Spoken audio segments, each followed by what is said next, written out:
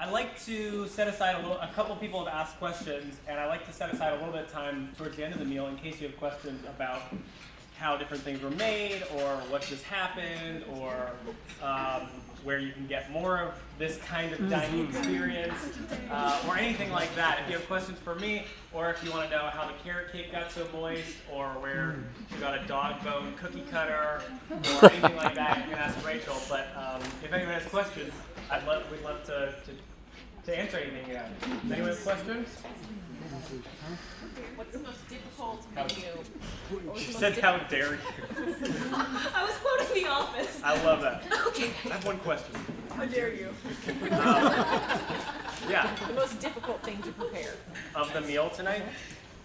Is there anything really difficult for you? Never.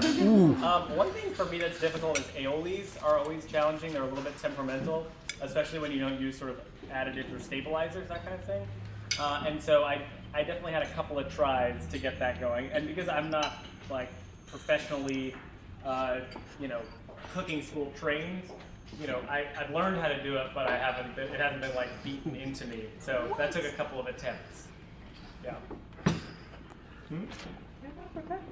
I mean, I do this professionally, but You have changed my life. I changed someone's life. Yeah. So how did you become a chef? The question was, how did I become a chef? I went to Stanford out in Northern California to study music. And did you go to Stanford? No. I didn't feel great about that. And ended up also picking up degrees in lighting design and computer science. And on the road to the degree, I know. That's where how the lights got done. You guys see nice. the sails up here? Mm-hmm.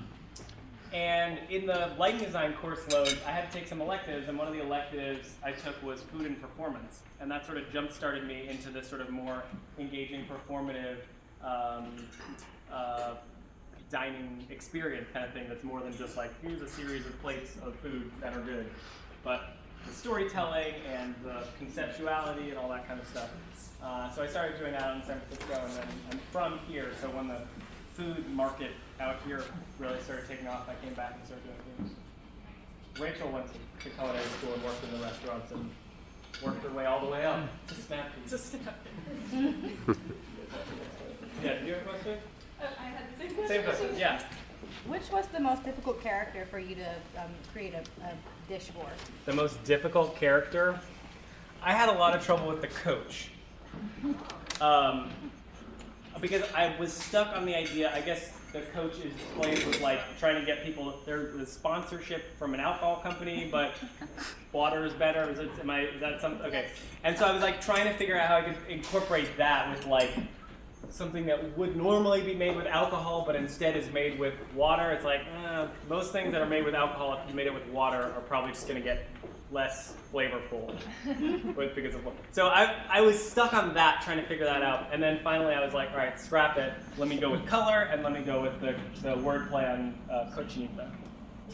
Yeah. Thank you. Other questions? Cool.